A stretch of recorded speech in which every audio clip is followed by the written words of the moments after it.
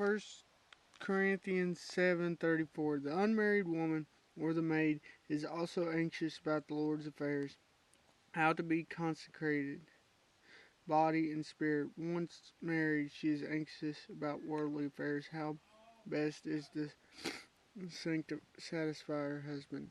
Her focus has changed. Now, this isn't saying married people can't be focused on the Lord. What he's saying is they have other things to focus on, and they should. That's the purpose of marriage. If she wasn't focused on this, it wouldn't be a good marriage. But Paul's saying you gotta focus on each other. You can't just solely focus on the Lord once you're married.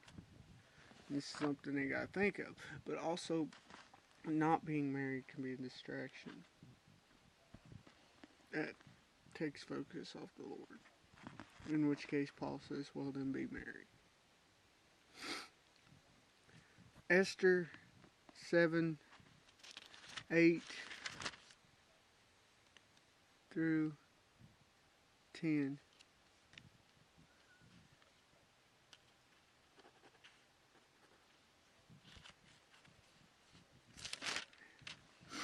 Then the king returned out of the palace garden, into the place of the banquet of wine. Haman had fallen on the couch where Esther was. Then the king says, Will he assault the queen in front of my house? In front of me in my house. As the words went to the king's mouth, they covered Haman's face.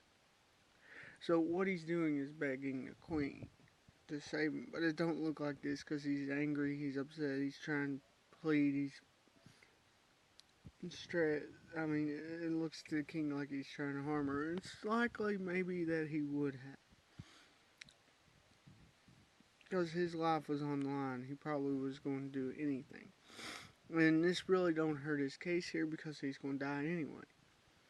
So he really had nothing to lose. So he's going after Esther with nothing to lose, trying to save his life. So the king comes in on this. First off, he's in her bedchamber, where he shouldn't be.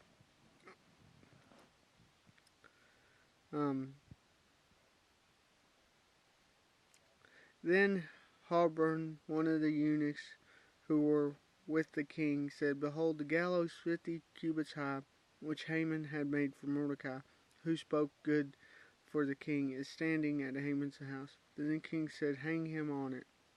So, judgment's enforced. King may have went to cool off a little bit reason, and then he comes back seeing